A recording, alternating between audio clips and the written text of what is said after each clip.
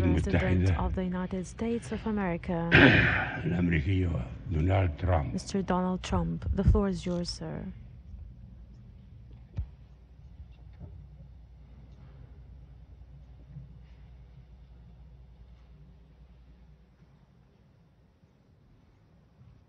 Thank you. I would like to thank King Solomon for his extraordinary words and the magnificent kingdom of Saudi Arabia for hosting today's summit. I am honored to be received by such gracious hosts. I have always heard about the splendor of your country and the kindness of your citizens, but words do not do justice to the grandeur of this remarkable place and the incredible hospitality you have shown us from the moment we arrived. You also hosted me in the treasured home of King Abdul Aziz, the founder of the kingdom, who united your great people. Working alongside of another beloved leader, American President Franklin Roosevelt, King Abdul Aziz began the enduring partnership between our two countries. King Solomon, your father would be very, very proud to see that you are continuing his legacy. And just as he opened the first chapter of our partnership, today we begin a new chapter that will bring lasting benefits to all of our citizens. Let me now also extend my deep and heartfelt gratitude to each and every one of the distinguished heads of state who made this journey here today. You greatly honor us with your presence, and I send the warmest regards from my country to yours. Thank you. I know that our time together will bring many blessings to both your people and to mine. I stand before you as a representative of the American people to deliver a message of friendship and hope and love. That is why I chose to make my first foreign visit a trip to the heart of the Muslim world, to the nation that serves as custodian of the two holiest sites in the Islamic faith. In my inaugural address to the American people, I pledge to strengthen America's oldest friendships and to build new partnerships in pursuit of peace. I also promise that America will not seek to impose our way of life on others, but to outstretch our hands in the spirit of cooperation and trust. Our vision is one of peace, security, and prosperity in this region and all throughout the world. Our goal is a coalition of nations who share the aim of stamping out extremism and providing our children a hopeful future that does honor to God.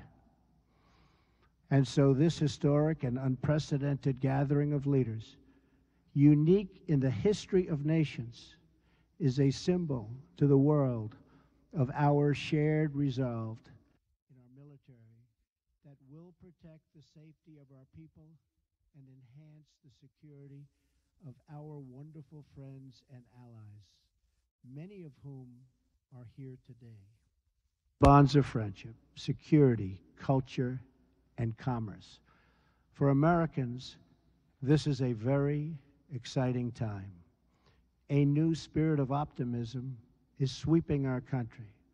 In just a few months, we have created almost 1 million new jobs, added over $3 trillion in new value, lifted the burdens on American industry, and made record investments in our military that will protect the safety of our people and enhance the security of our wonderful friends and allies, many of whom are here today. Now, there is even more blessed news that I am pleased to share with you. My meetings with King Solomon, the Crown Prince, and the Deputy Crown Prince have been filled with great warmth, goodwill, and tremendous cooperation. Yesterday, we signed historic agreements with the Kingdom that will invest almost $400 billion in our two countries and create many hundreds of thousands of jobs in America and Saudi Arabia. This landmark agreement includes the announcement of a $110 billion Saudi-funded defense purchase, and we will be sure to help our Saudi friends to get a good deal from our great American defense companies, the greatest anywhere in the world. This agreement will help the Saudi military to take a far greater role in security and operations having to do with security. We have also started discussions with many of the countries present today on strengthening partnerships and forming new ones to advance security and stability across the Middle East and far beyond. Later today, we will make history again with the opening of the new Global Center for Combating Extremist Ideology, located right here in this central part of the Islamic world.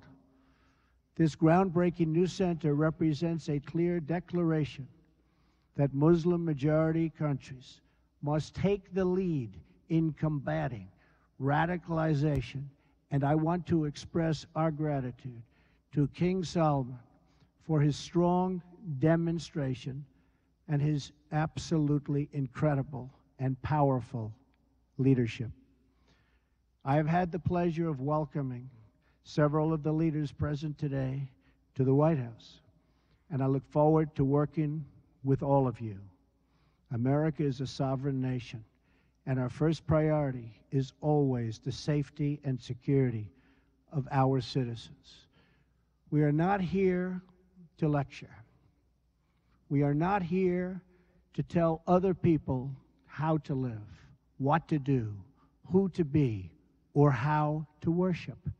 Instead, we are here to offer partnership based on shared interests and values to pursue a better future السعي إلى مستقبل أفضل لكلنا.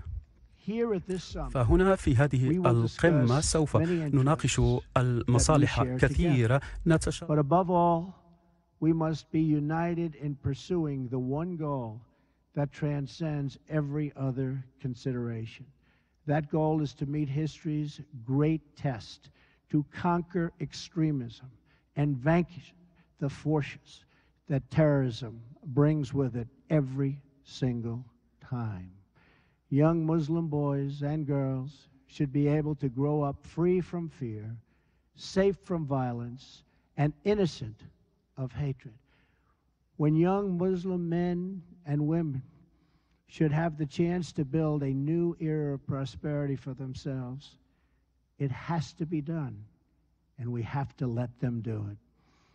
With God's help, this summit will mark the beginning of the end for those who practice terror and spread its vile creed.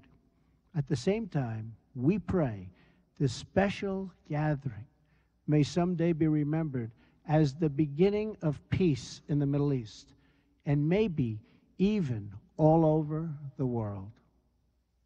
But this future can only be achieved through defeating terrorism and the ideology that drives it. Few nations have been spared the violent reach of terrorism. America has suffered repeated barbaric attacks, from the atrocities of September 11th to the devastation of the Boston bombings, to the horrible killings in San Bernardino and Orlando. The nations of Europe have also endured unspeakable horror. So too have the nations of Africa and South America. India, Russia, China, and Australia have all been victims. But in sheer numbers, the deadliest toll has been exacted on the innocent people of Arab, Muslim, and Middle Eastern nations. They have borne the brunt of the killings and the worst of the destruction in this wave of fanatical violence. Some estimates hold that more than 95% of the victims of terrorism are themselves Muslim. We now face a humanitarian and security disaster in this region that is spreading across the planet. It is a tragedy of epic proportions. No description of the suffering and depravity can begin to capture its full measure. The true control of ISIS, if you look at what's happening, Al-Qaeda, Hezbollah, Hamas, and so many others, must be counted not only in the number of dead, it also must be counted in generations of vanished dreams. The Middle East is rich with natural beauty, vibrant cultures, and massive amounts of historic treasures. It should increasingly become one of the great global centers of commerce and opportunity. This region should not be a place from which refugees flee, but to which newcomers flock. Saudi Arabia is home to the holiest sites in one of the world's great faiths. Each year, millions of Muslims come from around the world to Saudi Arabia to take part in the Hajj. In addition to ancient wonders, this country is also home to modern ones, including soaring achievements in architecture. Egypt was a thriving center of learning and achievement thousands of years before other parts of the world. The wonders of Giza, Luxor, and Alexandria are proud monuments to that ancient heritage. All over the world, people dream of walking through the ruins of Petra in Jordan. Iraq was the cradle of civilization and is a land of natural beauty. And the United Arab Emirates has reached incredible heights with glass and steel and turned earth and water into spectacular works of art. The entire region is at the center of the key shipping lanes of the Suez Canal, the Red Sea, and the Straits of Hormuz. The potential of this region has never, ever been greater. 65% of its population is under the age of 30. Like all young men and women, they seek great futures to build, great national projects to join, and a place for their families to call home. But this untapped potential, this tremendous cause of optimism, is held at bay by bloodshed and terror. There can be no coexistence with this violence. There can be no tolerating it, no accepting it, no excusing it, and no ignoring it. Every time a terrorist murders an innocent person and falsely invokes the name of God, it should be an insult to every person of faith.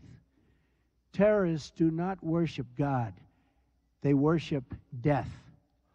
If we do not act against this organized terror, then we know what will happen and what will be the end result. Terrorism's devastation of life will continue to spread. Peaceful societies will become engulfed by violence, and the futures of many generations will be sadly squandered. If we do not stand in uniform condemnation of this killing, then not only will we be judged by our people, not only will we be judged by history, but we will be judged by God. This is not a battle between different faiths, different sects, or different civilizations. This is a battle between barbaric criminals who seek to obliterate human life and decent people, all in the name of religion. People that want to protect life and want to protect their religion. This is a battle between good and evil. When we see the scenes of destruction in the wake of terror, we see no signs that those murdered were Jewish or Christian, Shia or Sunni. When we look upon the strains of innocent blood soaked into the ancient ground, we cannot see the faith or sect or tribe of the victims. We see only that they were children of God whose deaths are an insult to all that is holy. But we can only overcome this evil if the forces of good are united and strong, and if everyone in this room does their fair share and fulfills their part of the burden. Terrorism has spread all across the world, but the path to peace begins right here on this ancient soil in this sacred land. America is prepared to stand with you in pursuit of shared interests and common security. But the nations of the Middle East cannot wait for American power to crush this enemy for them. The nations of the Middle East will have to decide what kind of future they want for themselves, for their country, and frankly, for their families and for their children. It's a choice between two futures, and it is a choice America cannot make for you. A better future is only possible if your nations drive out the terrorists and drive out the extremists. Drive them out. Drive them out of your places of worship. Drive them out of your communities. Drive them out of your holy land. And drive them out of this earth. For our part, America is committed to adjusting our strategies to meet evolving threats and new facts. We will discard those strategies that have not worked and will apply new approaches informed by experience, talent, and judgment. We are adopting a principled realism rooted in common values, shared interests, and common sense. Our friends will never question our support, and our enemies will never doubt our determination.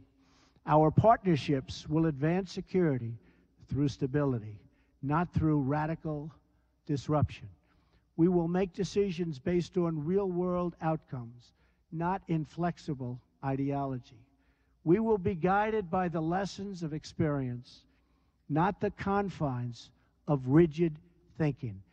And wherever possible, we will seek gradual reforms, not sudden intervention.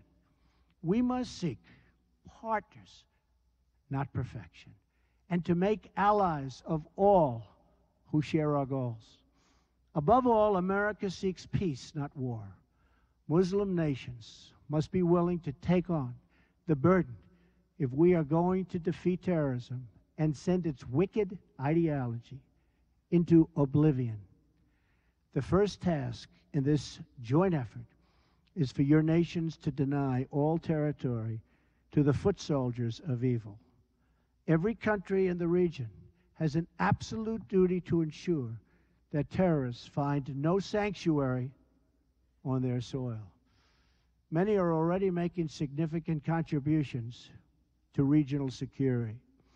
Jordanian pilots are crucial partners against ISIS in Syria and Iraq. Saudi Arabia and a regional coalition have taken strong action against Houthi militants in Yemen.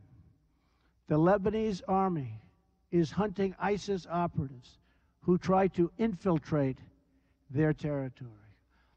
Emirati troops are supporting our Afghan partners and supporting them strongly. In Mosul, American troops are supporting Kurds, Sunnis, and Shias fighting together for their homeland. Qatar, which hosts the U.S. Central Command, is a crucial strategic partner. Our long-standing partnership with Kuwait and Bahrain continue to enhance security in the region. Our courageous Afghan soldiers are making tremendous sacrifices in the fight against the Taliban and others in the fight for their country. As we deny terrorist organization control of territory and populations, we must also strip them of their access to funds. We must cut off the financial channels that let ISIS sell oil, let extremists pay their fighters, and help terrorists smuggle their reinforcements. I am proud to announce that the nations here today will be signing an agreement to prevent the financing of terrorism, called the Terrorist Financing Targeting Center, co-chaired by the United States and Saudi Arabia, and joined by every member of the Gulf Cooperation Council. It is another historic step in a day that will be long remembered. I also applaud the Gulf Cooperation Council for blocking funders from using their countries as a financial base for terror, and for designating Hezbollah as a terrorist organization, which they certainly are, last year. Saudi Arabia also joined us this week in placing sanctions on one of the most senior leaders of Hezbollah. Of course, there is still much work to be done. That means honestly confronting the crisis of Islamic extremism and the Islamicists and Islamic terror of all kinds. We must stop what they're doing to inspire, because they do nothing to inspire but kill. And we are having a very profound effect if you look at what's happened recently. And it means standing together against the murder of innocent Muslims, the oppression of women, the persecution of Jews, and the slaughter of Christians. Religious leaders must make this absolutely clear. Barbarism will deliver you no glory. Piety to evil will bring you no dignity. If you choose the path of terror, your life will be empty, your life will be brief, and your soul will be fully condemned. And political leaders must speak out to affirm the same idea. Heroes don't kill innocents, they save them. Many nations here today have taken important steps to raise up that message. Saudi Arabia's vision for 2030 is an important and encouraging statement of tolerance, respect, empowering women, and economic development. The United Arab Emirates has also engaged in the battle for the hearts and souls, and with the United States launched a center to counter the online spread of hate. Bahrain, too, is working to undermine recruitment and radicalism. I also applaud Jordan, Turkey, and Lebanon for their role in hosting refugees. The surge of migrants and refugees living so poorly that they're forced to leave the Middle East depletes the human capital needed to build stable societies and economies. Instead of depriving this region of so much human potential, Middle Eastern countries can give young people hope for a brighter future in their home nations and regions. That means promoting the aspirations and dreams of all citizens who seek a better life, including women, children, and the followers of all faiths. Numerous Arab and Islamic scholars have eloquently argued that protecting equality strengthens Arab and Muslim communities. For many centuries, the Middle East has been home to Christians, Muslims, and Jews living side by side. We must practice tolerance and respect for each other once again and make this region a place where every man and woman, no matter their faith or ethnicity, can enjoy a life of dignity and hope. In that spirit, after concluding my visit in a fabulous place that we're at today, Riyadh, which I've gotten to know so well in so short a time, I will travel to Jerusalem and Bethlehem and then to the Vatican, visiting many of the holiest places in the three Abrahamic faiths. If these three faiths can join together in cooperation, then peace in this world is possible, including peace between Israelis and Palestinians. I will be meeting with both Israeli Prime Minister Benjamin Netanyahu and Palestinian President Abbas. Starving terrorists of their territory, of their funding, and the false allure of the craven ideology will be the basis for easily defeating them. But no discussion of stamping out this threat would be complete without mentioning the government that gives terrorists all three: safe harbor, financial backing, and the social standing needed for recruitment. It is a regime that is responsible for so much instability in that region. I am speaking, of course, of Iran. From Lebanon to Iraq to Yemen, Iran funds arms and trains terrorists, militias, and other extremist groups that spread destruction and chaos across the region. For decades, Iran has fueled the fires of sectarian conflict and terror. It is a government that speaks openly of mass murder, vowing the destruction of Israel, death to America, and ruin for many leaders and nations in this very room. Among Iran's most tragic and destabilizing interventions, you've seen it in Syria. Bolstered by Iran, Assad has committed unspeakable crimes, and the United States has taken firm action in response to the use of banned chemical weapons by the Assad regime, launching 59 missiles at the Syrian airbase from where that murderous attack originated. Responsible nations must work together to end the humanitarian crisis in Syria, eradicate ISIS, and restore stability to the region, and as quickly as possible. The Iranian regime's longest suffering victims are its own people. Iran has a rich history and culture, but the people of Iran have endured hardship and despair under their leaders' reckless pursuit of conflict and terror. Until the Iranian regime is willing to be a partner for peace, all nations of conscience must work together to isolate Iran, deny it. Funding for terrorism cannot do it. And pray for the day when the Iranian people have the just and righteous government they so richly deserve. The decisions we make will affect countless lives.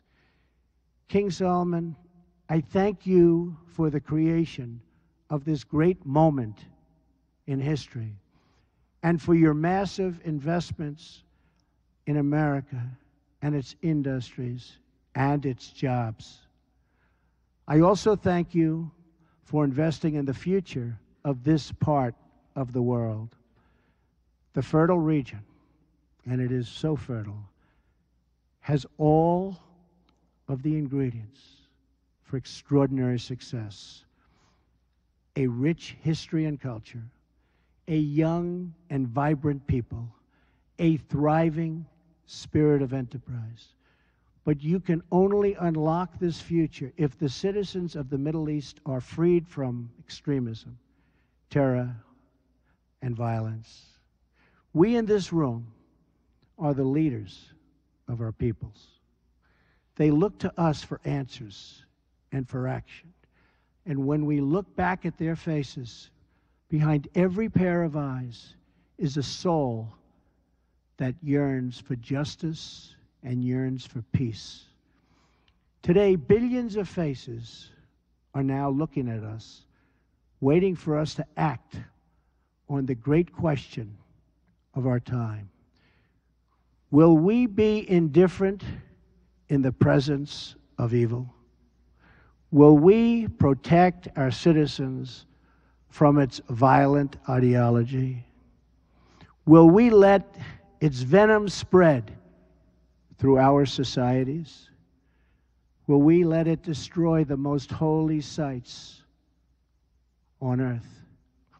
If we do not confront this deadly terror, we know what the future will bring: more suffering, more death, and more despair.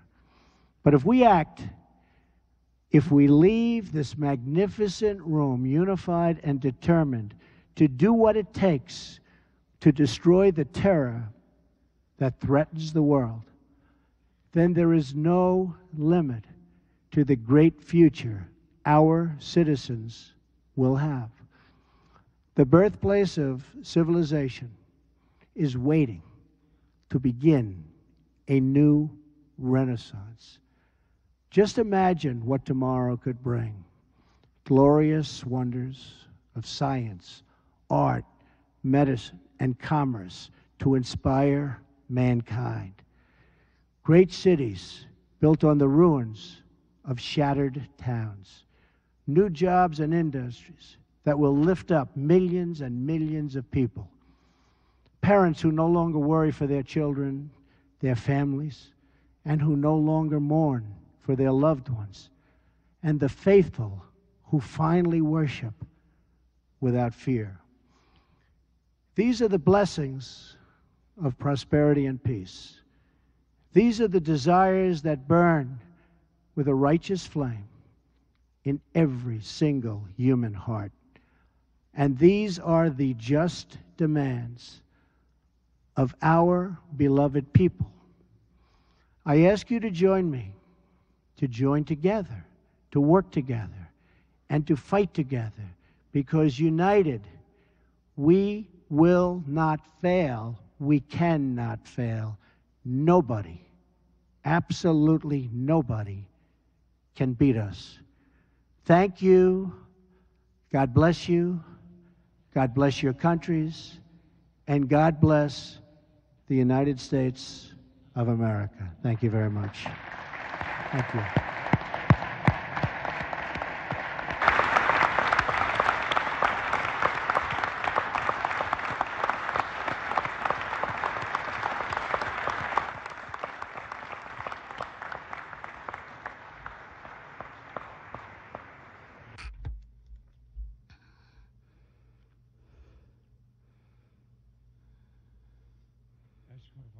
I would like to thank Your Excellency for this historic, valuable speech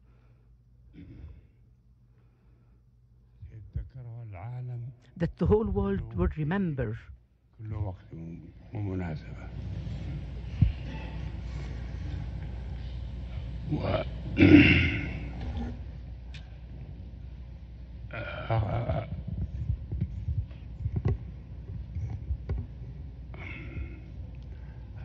أخطر والآن علي أنا أعطي الكلمة لصاحب الجلالة الملك عبد الله الثاني فليتفضل إن شاء الله. بسم الله الرحمن الرحيم، والصلاة والسلام على سيدنا محمد النبي العربي الهاشمي الأمين.